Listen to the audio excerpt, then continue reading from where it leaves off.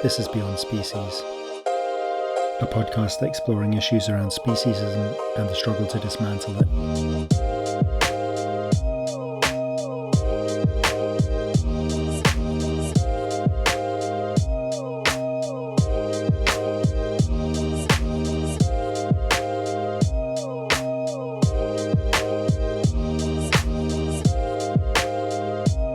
Welcome to the episode. I'm Tofu Steve. In this episode, we hear from Connie. Connie is a founding member of the Agriculture Fairness Alliance and Vegan Justice League based in the US. She speaks about the need for vegans to get political and direct much needed resources into lobbying for system change. Connie explains how the supply and demand rhetoric of the vegan movement fails within a food system rigged by government and industry.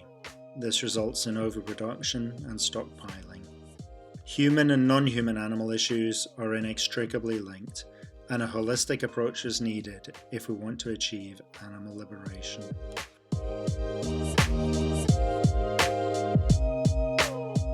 If you want to start then by giving us an introduction to how you got into activism. Yeah, so I turned vegan almost 10 years ago, and I was not as progressive as I am now. And I was probably somebody that took a while to get into activism. I hear people today that go vegan and instantly get into activism. And I'm so proud of them for doing that. Because in my head, I didn't think about it. I spoke to as many people as possible about veganism. But let's just take ourselves back to 2010 for a second. Facebook wasn't like this video, show your face, live video feed. Let me show how I'm doing activism and giving you all these techniques and creative ideas. It was very much just connecting with friends. In fact, you probably at that time only had 75 to 200 people on your Facebook friends list, and they literally were people you know. It wasn't until a long time later when you started finding friends that agreed with your veganism or your climate perspective that you started integrating your circles into worldwide people that you had never met. So 2010, I went vegan, and it took me all the way till I want to say till 2014 until I saw activism on Facebook. And I started joining here and there from 2014 to 2016. I had gone and done a few fur marches in New York City. I had done some marches in Los Angeles. And, you know, I want to be very clear that I love activism, and I'll tell you a little bit more about the type of activism I sort of created and then do. But at the time, marching on the street with a small sign didn't feel comfortable to me. It didn't match my personality. And so I would fight so much traffic in Los Angeles to get to this march, half of the time showing up late, even if I left an hour and a half early. And I have to carve out my entire day to join a march where people were yelling at people that were looking at them with a sign that said things that were really out of context, like meat is murder or animal liberation. And I was thinking, like, does animal liberation even make sense to a 7th grade mindset? Which is, it didn't even make sense to me. I didn't, like, what really is animal liberation? Is that animal freedom? Like, tell me about it. You know, it just is so out of context. Nothing wrong with people who make these signs that have catchphrases. But the reality is like, you're expecting somebody that's walking on the street that can hear your muffled speaker and know what you're talking about. And all of these signs have somebody's advertisement on it, like PETA or DXE or whatever. So then people are like, oh, a bunch of PETA marchers are walking by, and you're like, I actually don't have any relationship with PETA at all. And not that, you know, it's here or there, just pointing out like how we're representing ourselves. And you're saying meat is murder, which is a speciesist concept, which you've not even unpacked that with the audience for them to understand that murder means, you know, killing any being, regardless of human or animal, because in their head, they're speciesist. So I just really struggled with those events. I felt like it built some camaraderie with other activists, and they, put so much work into getting people there. The reality is marches were hard to be effective without a lot of people there. And so you couldn't do them every day. You had to gather and organize enough people, maybe once a month, maybe a little bit more. So I joined those, and I just wondered about how effective they were. I would always put myself in the shoes of somebody sitting and eating dinner or lunch on a street or just in a car and watching a march. And I'm thinking, like, can they even read what our sign says? Like, you have to have really good vision to look to see something past 10 feet away, especially if the march is going up a street and all the people are here and your signs are facing that way or that way. Or are you holding your signs that way? Or are you holding them this way? You know what I'm saying? It's like, I'm thinking, how would I feel if I was sitting there? Would I be like, you know what, I'm going to look into that veganism stuff. And so anyways, nothing against marches. I'm just pointing out that it didn't actually fit my personality all that well to kind of yell at people. I really wanted to have conversations. So then the last march that I was in, I feel like I changed my sign. I didn't want to hold someone else's sign, and I made a big sign. And it said that I was anti-oppression, that I was against homophobia, against Islamophobia, against,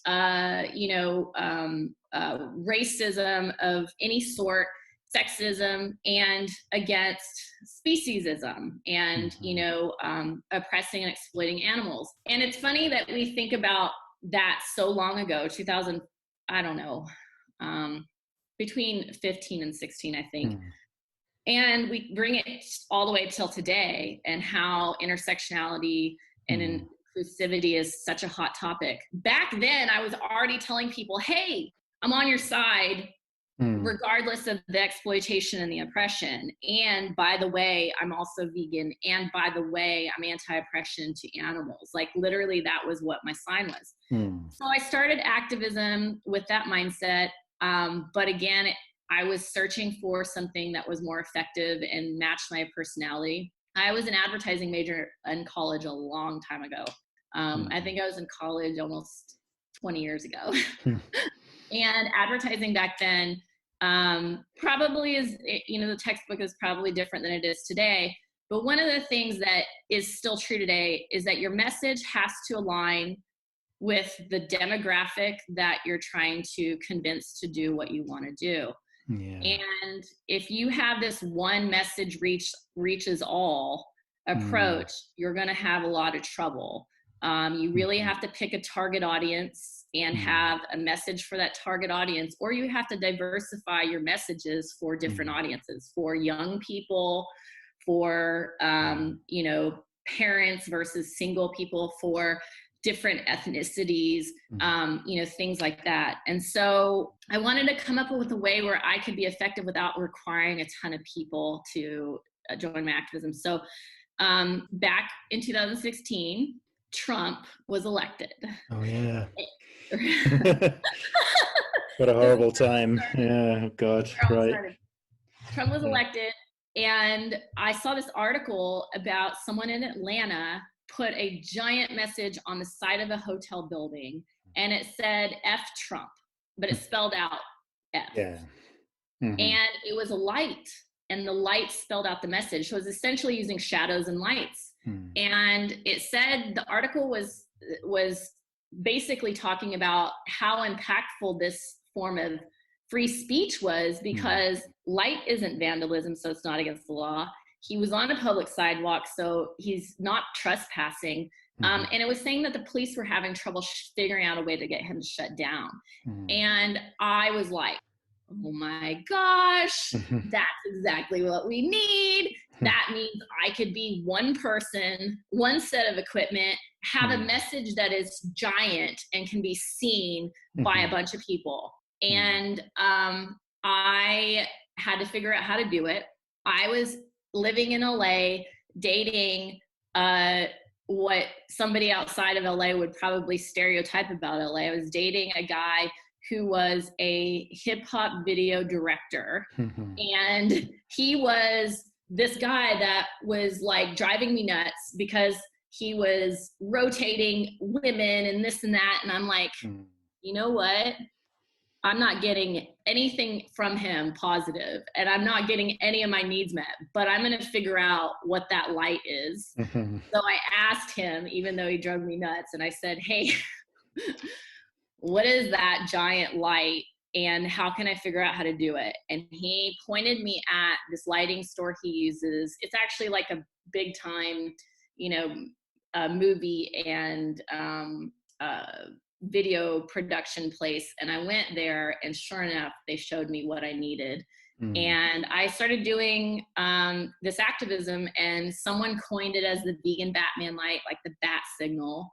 And I started putting messages on walls all over Los Angeles. I started doing it in Vegas, Phoenix, Arizona, in Oklahoma, in Texas. I would put it on hotels. I'd put it on sporting event places like the Staples Center in Los Angeles, or Talking Stick Park in near Phoenix. And it was so effective because I would put messages that would say something like, fact or fiction, 99% of every animal you eat is under 6 months old, go vegan. And you have to understand how big this message is. Every letter is the size of a human body, so 5 to 6 feet tall, and it can be seen a half mile away. And so people would come up and find me. The light would be somewhere way over there, and they'd be like, where is the light coming from? So they'd have to do a little scavenger hunt to find out where I was standing, and they'd come and they weren't pissed off. Like 99% of the time, they were not pissed off.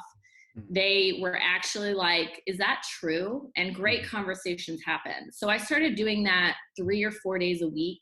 I started teaching other groups to do it. I really thought that was going to be my thing, and how I impacted exponentially driving veganism. I was gonna shape out to create a bunch of chapters. And then this leads to kind of our next part of the discussion. That's when my activism had to shift. So I started activism and other people's activism 2014 and 15, and then I started the Vegan Batman Light in 2016. And so you had good responses for people who would come and find the light, and other groups were interested in having the lights as well. Yeah. Okay. So so what was it then that because it sounds like you could like get the attention of a lot of people.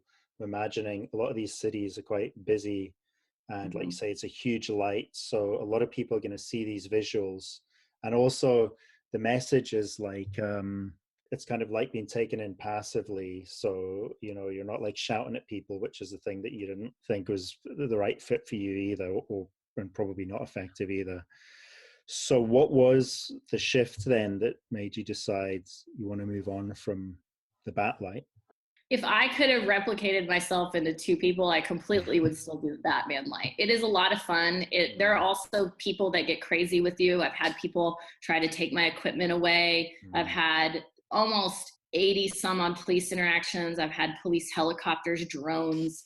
I've had all of it. It was an exciting life, and teaching other groups, you'll see it in Toronto and in Los Angeles, where they just the animal saves display it on the slaughterhouses. To your point about how many people could passively see it, if I put it along a freeway, you could have 10,000 people see it in a matter of 30 minutes, depending on if you're in rush hour or where you're at. It was so effective because it has that billboard-esque model, to your point, passive reading. They don't feel judged. I think one of the things that I had mentioned to you before is that we all have our hierarchies of how we feel about a message coming out and who we find to be relatable versus not. And me holding a sign versus a male holding a sign versus, older person holding a sign or younger person holding a sign is viewed differently from a different audience member. When you take that completely away, the personal attachment to whatever I look like away, and it's just this really cool giant light strobing across a giant wall, and you can't you can't place any hierarchies Mm. to that person's face. It really is something that people just kind of like absorb and think about. They're thinking about it without any of their biases. Yeah. And so if I could have replicated myself, I absolutely would continue doing it. And I do think about sometimes of getting less lack of sleep and still doing it at night. But I am really, really busy. I work full time all day, and then I volunteer doing what's next at night. So here's where the shift happened. Since I had been vegan a long time, my career actually shifted into being more data driven. So advertising with an overlay of data, and it's kind of like you're a data analyst, but you're finding audiences and how they react to things in order to figure out if those advertising messages are correct. I mean, think of the types of companies that I've worked for. I mean, these are some of the largest media companies and data companies that in the United States and the world that you've heard of. And with that mindset of looking at data and looking at, success metrics, I'm like, you know what? This was in 2016 or 17. I'm like, the shelf space that exists of plant-based milk in every shelf across the United States, whether you're in Los Angeles or in some podunk middle America, because I've driven across the country many times, middle America city with a gas station as their grocery store, you still see anywhere from 10 to 20% shelf space of plant-based milk. That to me was symbolic of this shift of supply and demand, to where that meant that the more shelf space that plant-based milk took up meant we should start seeing an increase in how many dairy cows are produced. So I start following this, and I start looking at the USDA website. Here in the United States, I recommend anybody who listens to this or watches this to understand that you can't listen to stats about production that are calculated off of would-be, could-be math. Of what we've been told is you go vegan and you save 100 to 200 animals per year. Yeah. How are you tracking that? Have you ever looked at the production stats ever? Because like your bank account, when you withdraw money and you want to see what's left over, right? Or you save money and you want to see how much, you don't just have someone say you could have saved money. You go on your bank account. And so we need to go on the USDA production websites, and that's what I started doing. And I realized every time that they said that they didn't sell and that there was hundreds of thousands to billions of dollars, which just happened recently, of losses, I'm like, that should equate to the following quarter or the following year, if you based it off of seasonality, that they would make an adjustment to prevent them from oversupplying and therefore losing money. And then I started finding out about all these bailouts and insurance policies and backup plans. And sure enough, they never decreased their production. Like, not even not decreasing it, but sometimes they blasphemously increase it. And then they are basically like so egotistical about these bailouts. Like, they don't even care now. They realize that all of America doesn't care about elite farmer welfare, which is what it is. America only cares about people getting welfare to buy groceries. That's the only time America's like, I don't want my taxes going to your $125, $140 grocery. Or America's like, I don't want my taxes paying for the health care of undocumented immigrants or undocumented workers. So America cares a lot about where their taxes go there, but America doesn't care about their taxes when it's basically forcing the dairy industry to be successful. So I think I probably combined two different thought processes there. The first is, what I uncovered is a deep, dark secret in the United States, which is that the food system is rigged. It doesn't work off supply and demand at all. Because the sad reality is that same evil industry that abuses and exploits animals and all humans surrounding that industry has made it to where they are fail-proof. And they've done this since 1933 and have just rigorously increased their safeguards more and more all the way till today. What that's done is it's made our taxes be pulled out Mm. and used to buffer all their losses that our consumerism isn't buying. So the problem is that our consumerism isn't actually liberating animals, because our taxes, each one of us, is being used to bail them out. Mm-hmm. So when I found this out, my heart broke. I thought I was like, because it's not that somebody said directly.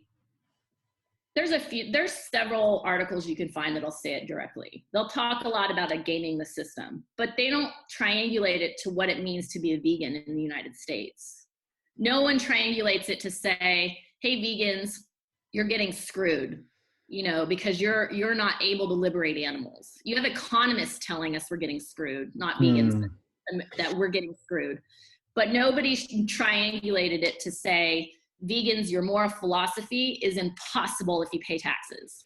Yeah, because I've read some of these articles about like the milk and the cheese there, and it never really makes that connection. It's true, like you say, that like, oh, vegans think they're buying their way to liberation here, but they're not. It's all just this talk about like, subsidies, and it's all kind of like economics and a bit dry, and like it's the way it's always been, and it's like a little bit of a paralysis because of lack of understanding, really. People use the word subsidies as an umbrella statement. They don't really understand what that means. And subsidies are one thing and bailouts are another. Subsidies, if we unpack that, is basically making their overhead cost like nothing. And so the way to look at that is, in simple terms, is let's say that I started a t-shirt company. And let's say that the cost of, I wanted to sell the shirt for a vegan t-shirt for $30. And the cost of the shirt is $15. The cost of putting the ink and the design on the shirt is $5. And so that means my production cost or overhead cost is $20. If you have employees, then you have to bake that in. If you have a storefront, then you have to bake that in.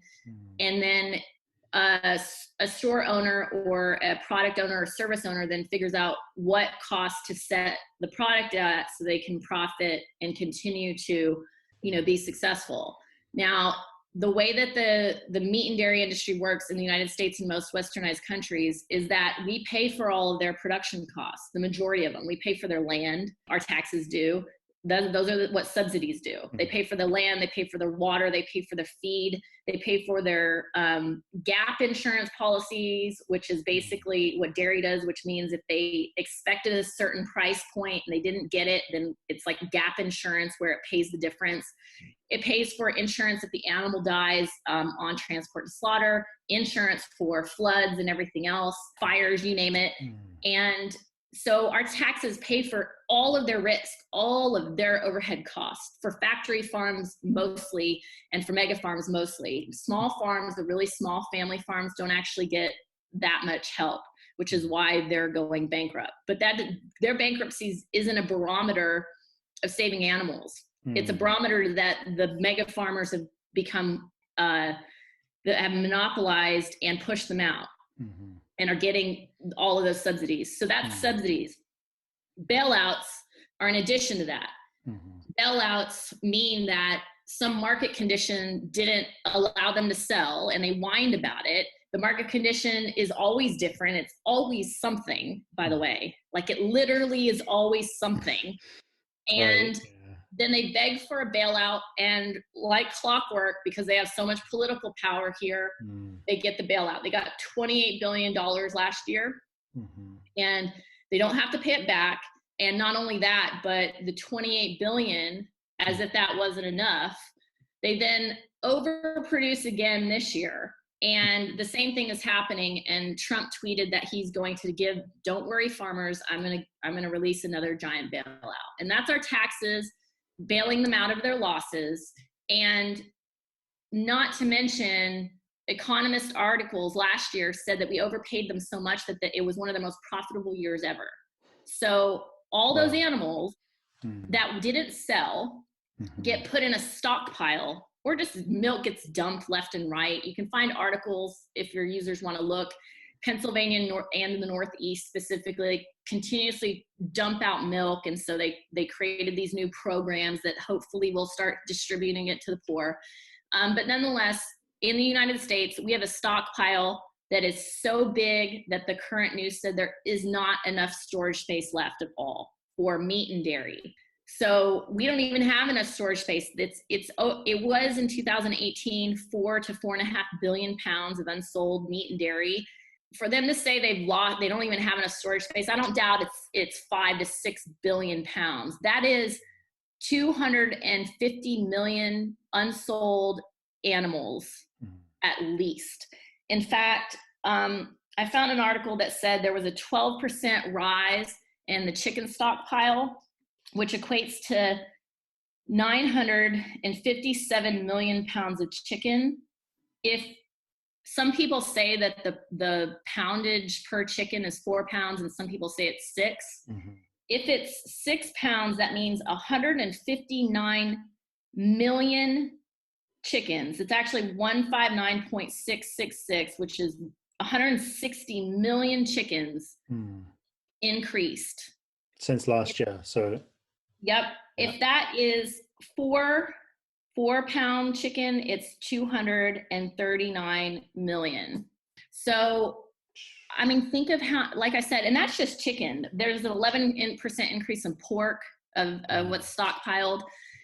I'm telling you, this industry is so effed up. And the way they do it is they use our government officials and our government to be their business development arm. You have to look at the government as like the sales guy for meat and dairy, because that's what they do. They use our taxes, and they use our taxes to market back to all the little kids in schools and raise everybody to have this like insatiable desire to eat meat. And then when demand goes down, they just go and they go continue to sell meat to other countries. Trump was in India a couple weeks ago trying to create a new trade deal. He was also speaking with the UK, who had blocked our food from there because of all the chemicals. And that's about to open up. It is a priority of every government is pushing meat and dairy. Yeah, I mean, I've seen that even in Scotland, the Scottish government is really keen on like supporting. I mean, they think of it as the rural economy, but a lot of it isn't actually that rural. Like slaughterhouses are near cities and so on. But there's this, like, Scotland has this traditional image of farmers, and we're known for having like Aberdeen Angus beef and like high quality salmon and all this. Government is often giving grants to facilities to increase, and it all comes down to jobs, really, because if they can create 250 new jobs, that's all the government really gives a shit about, right? Really. So, but just why is the government cherry picking that industry? That's what I'm saying, because a lot of other industries either need help from the government or don't. In the example of the Chinese tariffs that caused the bailout, their electronics industries had to deal with those tariffs. Automotive industries, every industry that trades with China had to deal with the losses of that trade deal because of tariffs. And our government didn't bail any of them out. So the cherry picking is because of political power, right? And so in Scotland, for example, I haven't read up on that, but I would guess the reason that specific industry continues to get help is the same reason as it is here. Either the elected officials were born on a farm, have ties to a farm, were pushed into getting elected by people from their own lobbying group. A lot of it has to do with the political power and the political voice that farmers and mega farmers have done such a good job organizing to create that channel of communication and do. So, I see that it could create jobs, fine, but why are all these other industries having to privately, do that themselves. All these other industries are having to find their own success without using people's tax dollars to do it. When the government says they're going to do grants, that's coming from Scottish people's tax money, right? It's not just grants that just formulate money out of nowhere. It's from the public's money. Yeah. Yeah. It's like when it comes to food, I say food, when it comes to animals used as food, it's because I guess it's seen as a necessity by people, and it's this like thing that you can't, if they don't support the farmers, we're going to have food supply issues and that kind of thing, which is obviously realistically not the real issue for people who actually know stuff about it. But that's why I think it's such a sensitive topic that the public don't want to go near, and the politicians always want to be seen to like be supporting these traditional farming methods, which is not really, that's just that image of the farmer with the happy animals and stuff that so many people have all around the world. So that's a myth as well. Yeah. Another problem that does is it keeps the same people in power. And so in the United States, and I don't know what the stats are in different parts of Europe and across the world, but the reality is here, 99.5% of every person that got that $28 billion bailout was white. 91% was white male. And so the problem with this whole traditional idea is you're keeping the same undiverse persona who founded this country, who brought slaves over, who obliterated indigenous people. You're keeping those same families in power all the way through today, using our taxes as welfare and having them act like wag their finger at anyone who's dependent on government taxes and welfare. Like, oh yeah, that's not how this country works. I'm not going to have my taxes paid, when we actually are doing that for an elite population. And so, another thing is that empathy that people have to people who grow our food. Like in the United States, that empathy, like you need to really think about it for a second. 1 in 5 people here in the United States are in hunger. 52% of people in the United States can hardly make ends meet. And they're withholding a 4 to 6 billion pound stockpile that could feed the entire country. You see what I'm saying? Like having empathy towards people that are withholding food from hungry, we should not have empathy for them. Yeah, and absolutely. Then and I think that the other part of that is that a lot of the problems that people talk about in the United States about, oh, let's spend $30 billion building a wall, right? Because undocumented immigrants keep coming over. Well, first off, undocumented workers are coming here because of big agriculture, because everybody's well aware that they recruit and hire them because they pay them 30% less, which makes them profit more, big agriculture profit more. The government's well aware because they have these work visas, these seasonal work visas that they're writing, that's who their workers are. The other thing is that they're not on any medical benefit. So there's recent articles that talk about like 2 amputations happen, I don't know, like per week or something. So they're not protected at all. They can't whistleblow because if they whistleblow, they're going to not only not get paid, but they're going to be like, sent back. And then the other thing that is crazy is child labor. In the United States, it is legal for a migrant worker, a seasonal worker, to be a child as long as the parents approve it. So our child labor laws only mean something for citizens. This industry is allowed legally to hire children.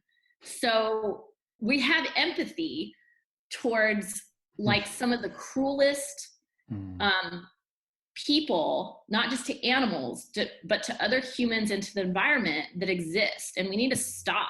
Like if we're gonna like, if we're gonna have these values, we need to have values that aren't hypocritical. And so, I spend a lot of time educating people on this and trying to expose it. It's a lot. I know I'm like dishing out a gazillion things. People are like, oh my God, my taxes are paying for this. And oh my God, we have child labor.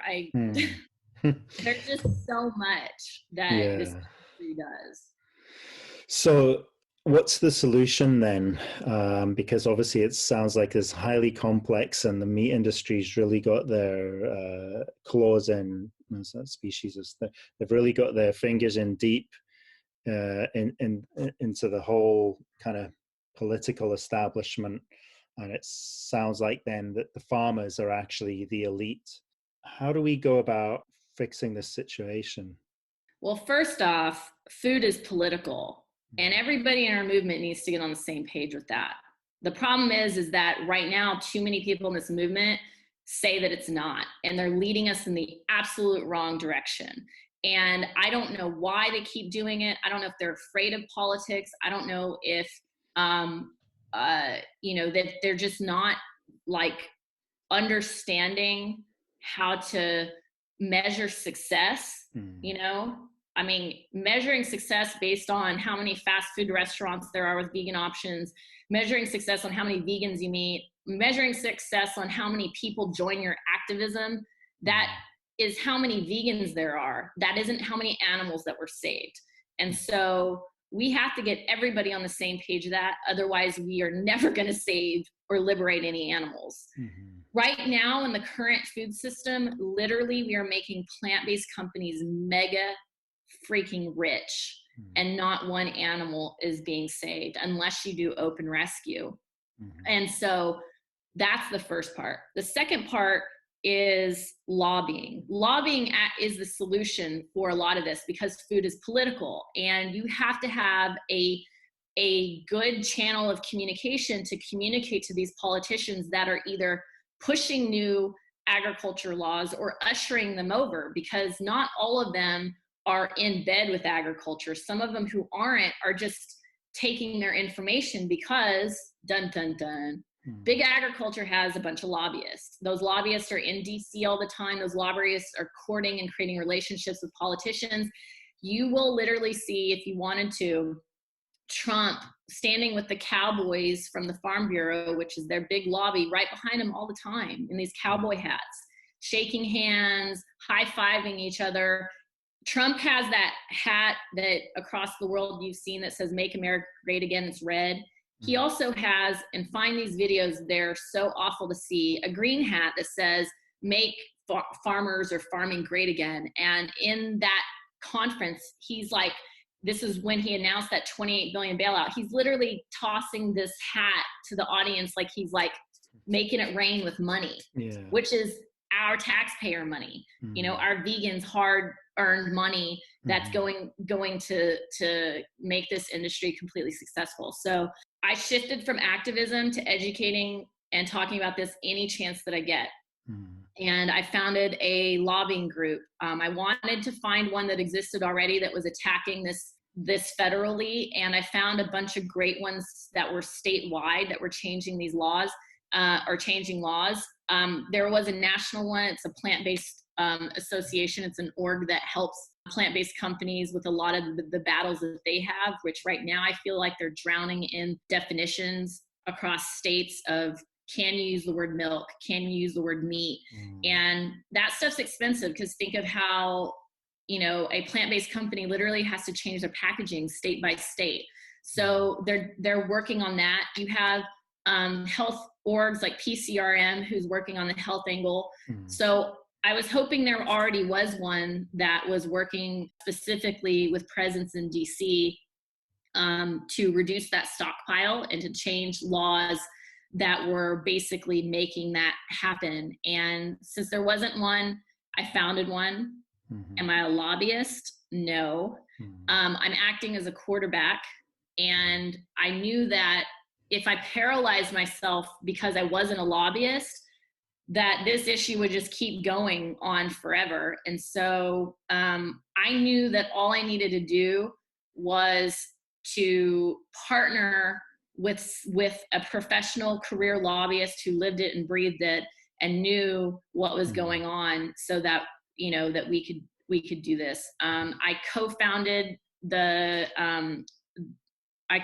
Vegan Justice League, which is I'll explain in a second, but I co-founded Vegan Justice League with somebody who was also doing the same sort of work and realizing that our taxes was actually blocking us. Her name is Laura Reese.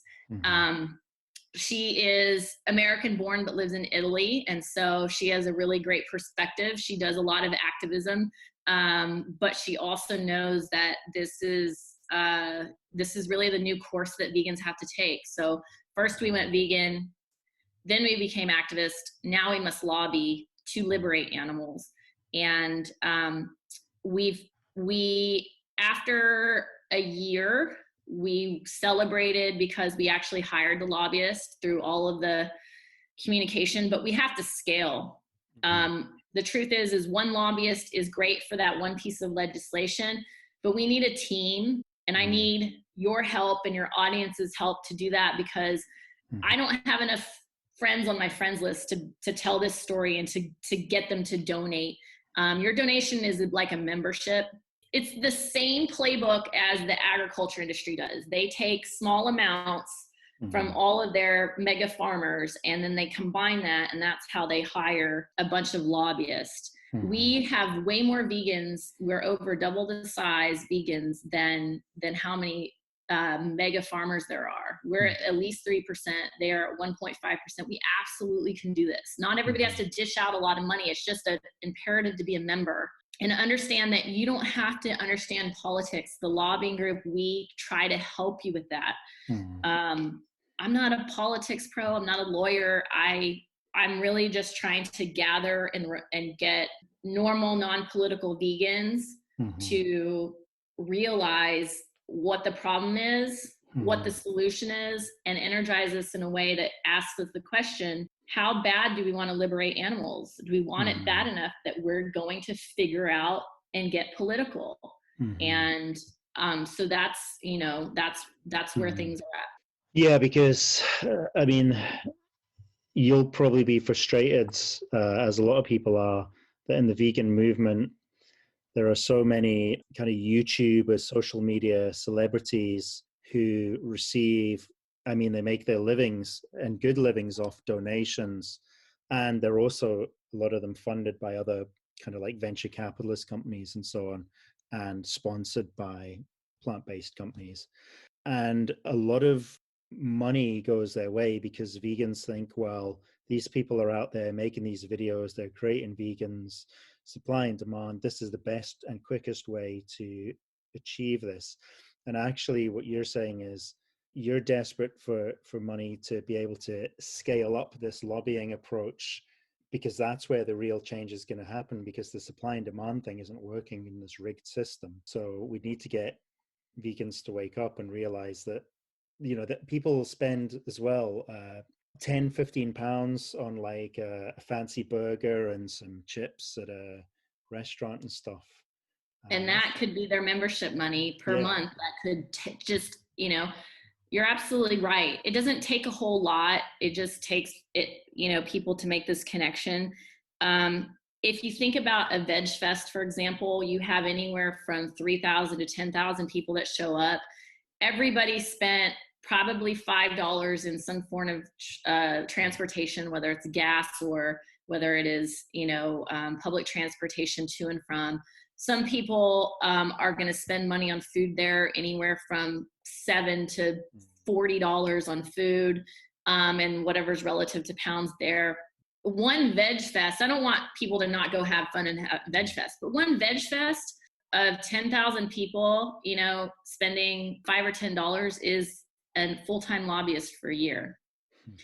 So I just would like to we have one, I would just like to get to 5. I would like them to be able to diversify what they're doing. We need to get to a point where we have every vegan voter accounted for. So when we go with our paperwork, we can say, this is how many vegan voters we have that will either vote for you or not vote for you. What are you going to do for us lately? What are you going to do for us?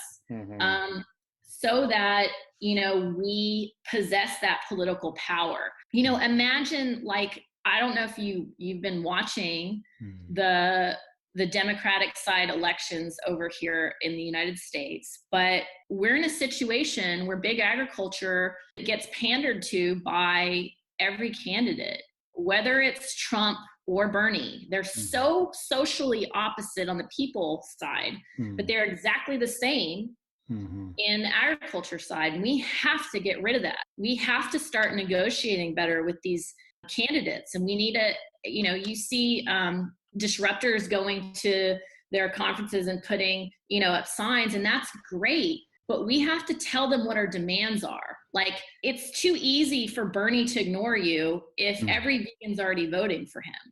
Yeah. Right? He doesn't have to do anything for you. But the agriculture industry, this is what they do to both Bernie and Trump. You don't know who we're going to vote for. What are you going to do for us? If you do something for us, we'll vote for you. Do you know what I mean? It's very much like, I won't tell you who I'm voting for because I don't care about your people policy. That's how they think. I only care about what you're doing for agriculture. This is why food being political becomes intersectional, because it's really hard to vote for somebody who is a really shitty person, people-wise, but has good animal policy. Do you know what I mean? Like, people want their life to holistically be peaceful and happy. And so we've actually never really had a candidate like that. But going back to Cory Booker, he had good agriculture policy, but people over scrutinized him for something that he did a while back with the pharmaceutical industry. So they basically, no one had loyalty to the animals there.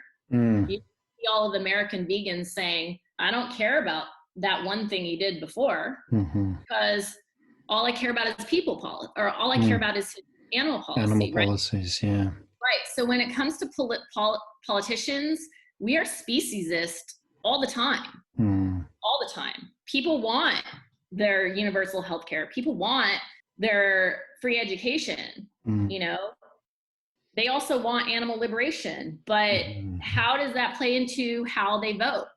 So we have to be better at negotiating. And that's from the U.S. perspective, but I guarantee you have the same situation with your politicians and how divided it is between their people policy and their animal policy.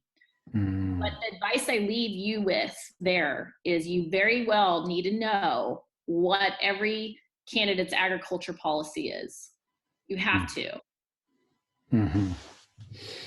Okay, so yeah, there's a lot going on there. What is it, just for people who like maybe aren't too familiar with what lobbying actually is, like what is it that the lobbyist does when they're there? Like, we've all seen like TV shows and stuff of what we think it happens, but they take politicians to go golf. Yeah, so it is like that. Yeah, it is like the TV. I'm not saying that that's really the case, but it really is.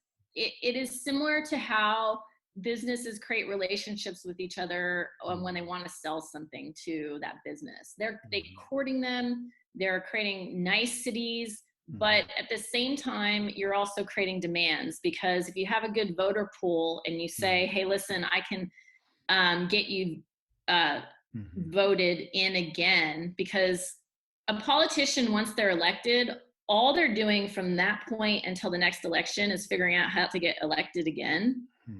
Really all they're doing. Yeah. And so lobbyists are the channel of communication for corporate America, mostly because public doesn't use it as a channel, but we need to. It's just a channel of communication to educate them on things, to create relationships, to get your demands met. A lot of these legislators don't actually create their own legislation. What happens is a lobbying group does all that work, creates the legislation, and then they get it sponsored by that legislator. So we have to be in there contesting what agriculture is saying. Big agriculture dangles the small farmer all the time as, look how many of these small farmers are going bankrupt, we need more money. When really that small farmer doesn't even get to participate. We need to be in there to tell these legislators, that's not true. They are dangling a carrot in front of you. They are absolutely not, including these small farmers. They are pushing them out. We need to be able to create a narrative, not just create, actually, we just need to give the facts. They've created a fake narrative. We need to give them the facts, and we need to shift the thought process in politics about the food system. And we need to get it away from being communist-like. It is communist-like to force an industry to be successful upon the public's taxes, right? And so it used to be socialist-like because it was based on welfare, like corporate socialism, but now our food system is pretty communist-like. And if all of America knew that, I don't think it would bode that well. People don't want to be a communist country, right? Totally. So, but all of this, I don't want to go back to this, but I do. I only have like 4,000 Instagram followers. I don't go on Facebook much. You max out at a certain point. I can only say so much. And if these leaders in these movements with hundreds of thousands of followers are leading us in the wrong direction, I don't know how to combat that. And I've tried reaching out to many of them on this subject, and I don't get a response, or I don't see them ever discussing it in a way. And so I gotta wonder, I just gotta wonder about our own cognitive dissonance in this movement. I think we feel like we're perfect because we went vegan. Yeah, I mean, I've got maybe two different takes on that, because I'm quite cynical. So yeah, I think there's probably is that thing where some of these people genuinely just think that they have such a poor understanding of politics that they think supply and demand will work, and they kind of feel like that we're winning because a new option comes out. It's like, wow, look, and so many people are talking about veganism and all this kind of stuff. And then the other take I have on it is that because these people are making a good living off of this, selling this dream, creating vegans, and they're getting everyone's liking all their posts, and they're getting loads of money, they get to travel around the world. If they actually started telling people, their followers, how to really fix the system, well, that's not really glamorous at all. It's not. The money is then going to leave them and go towards the political solution, so their lifestyle is going to suffer. So I think a lot of these, especially the ones at the top, they know what direction we should be going in, and they're intentionally misleading people because they're making a shitload of money. Right. Yeah. I mean, they're biased just the same, right? They have the biases of, and I've thought about that. I've thought about, perhaps I need to create a monetization strategy where I give them a certain rev share of whatever traffic or donations they get to us, and see if they'll then talk about it. Because I wouldn't doubt it, right? Yeah. What if I say, hey, I will give you 40% of every membership that you bring over, and all of a sudden, ding, ding, ding, they respond? I wouldn't doubt, but I don't know that I want to operate that way, because I feel like it creates those hierarchies that it drives me nuts. I mean, even if you look at who the vegan darlings are, how diverse are they? Are they representative of the vegan movement at all? I mean, Well, yeah, I mean, no. They're representative of the mainstream vegan movement, I guess. But there's so much else going on that just doesn't surface because people are out there doing the work and they're not getting the recognition, Yeah. So yeah. Or they don't have someone holding a camera spotlighting them all the time. Because imagine, in order for the people that are videos are being created, you have to have someone following your every move, while you're standing at a distance. You have to be mic'd up. You have to have that good video camera. You have to have someone editing your videos. And, there's a lot of work. Editing my videos by myself, I don't even have the bandwidth, it's hard. You know that. Mm-hmm. Editing takes a long time. Mm. And so there are a lot of people that are really good at veganizing people. They just don't have someone filming them doing it. And so, the social media aspect of that is great, but you kind of have to have a hype person, HYPE, a hype person following you around everywhere while you're doing what you're doing. When you have a table somewhere, somebody is filming you at that table. When you are doing cubes of truth, someone is filming you interact with people. There are plenty of people that are great at doing all of that just don't have a hype man with them, and that's fine. I mean, I'm not downplaying the fact that the rest of the vegan movement has ushered and elevated them to that place. I mean, but we over scrutinize other people in the movement for things that they do a lot of times. I mean, I see, some of these same activists, in their bathing suits without their shirt on, and then this next second they're talking about politics or whatever it is. And it's like, I don't know if we would take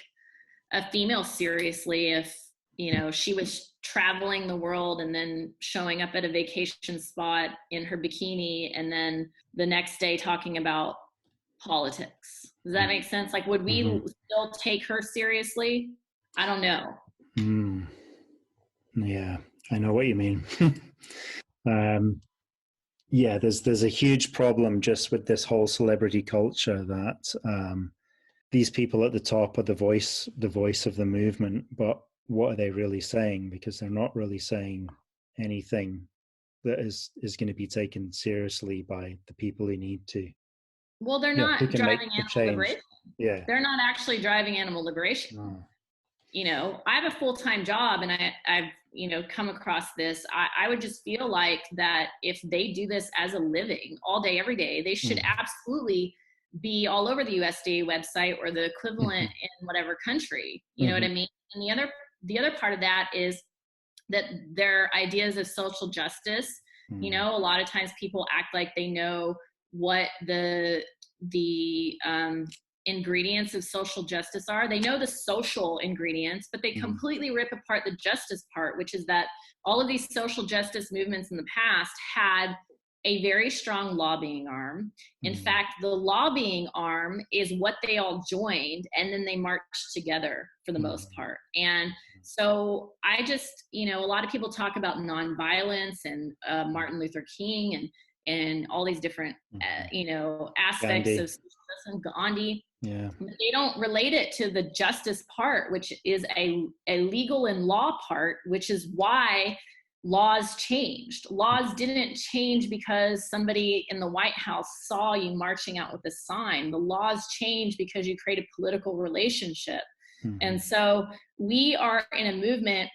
I'm not downplaying disruption, but we are in a movement where we base all of our strategies on disruption and not relationships. Yeah. We need to be doing both. We need to be creating relationships. Do you see what I'm saying? Yeah. This goes back to me in that street march, feeling like I couldn't say things in context and create a relationship with somebody, right? All the way till today in politics, I need to create relationships with people. I need to shake their hand, figure out what they're after, figure out how we relate, and tell them what we want. I don't want to just like shove my way into their peripheral with, disrupting. Not saying that don't disrupt, but we can't just only disrupt. We have to change this idea about the only way people will listen to vegans is if we disrupt. Yeah. And start creating relationships. Yeah, that's the thing. It's the relationship part that takes time, right? It takes time and effort and like networking. And I think that's maybe a part of it. It's not the kind of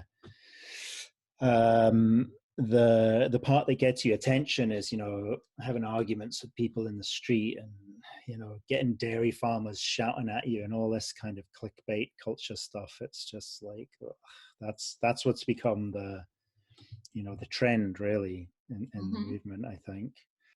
So I think you pretty much covered most of, what the problem is and how we need to get there to fix it. So what, how can people help? Like what's the name of the organizations? And yeah, so we created two. One is called Vegan Justice League. You can find it at veganjusticeleague.com. There's Facebook pages as well. Originally, we had this as the educational arm. And in the United States, to be able to lobby, you have to create a nonprofit in a way that's called a C4, which allows you to lobby, because otherwise you can't not pay taxes and then put it towards politics. So our legislation, which our first piece of legislation is the at-risk Farmers and Ranchers Diversification Act. We present that with our sister group, which is the same founders, called agriculturefairnessalliance.org. And the reason we created a sister org is for that C4 purpose, to be able to lobby unlimited, but also the name. Our legislation federally, just to be clear, has to be intersectional. You can't just push an animal piece of legislation through that doesn't tie itself to the voters. It won't get voted in. It just won't, or sponsored. And so agriculturefairnessalliance.org is animal abolition focused, but our legislation might help the environment. It might help undocumented workers. It might help small farmers, if that makes sense. And so with that said, that website does talk about 4 different pillars that align itself with exploitation of agriculture. Again, always abolition is our goal, but it allows us to ally with other groups that get exploited by the agriculture industry. So agriculturefairnessalliance.org, and then veganjusticeleague.com. We actually plan perhaps to push legislation in the future that is vegan specific when it comes to that isn't tied to the food system. Like the NIH is another corrupt form of tax use. It is basically a health arm, like the USDA, but it's our health arm, and they distribute billions of dollars to universities to test on animals every year. And universities here actually make more money on animal testing grants, medical testing grants, than they do on their tuition from people. And so our taxes help pay for that too. So there will be other legislation, I think, that will end up pushing. We have to create that lobbying side of Vegan Justice League too. Anyway, same org, 100% of donations and memberships go to our lobbyists. We are all volunteers. We're very transparent about that. And yeah, I mean, we so desperately need people that have the ability. You know, I don't want someone to put themselves into debt by becoming a member or donating, but we need consistent monthly memberships so that we can consistently pay our lobbyists. And the hope is to scale. We have to be let's be as powerful and loyal as we are in activism with a powerful lobbying group. And then on Instagram, my Instagram handle is vegan_Batgirl, like the Batman light, but Batgirl. That's just legacy from the silly activism I do. Yeah, the bat light might make a comeback at some point though, right? It's so much fun. And when you see how big that light is, oh my God, your heart stops. You're like, oh my God, like messages are 7 stories big. Not just 7 stories high, but it's like, it's 70 feet in diameter, which is 7 stories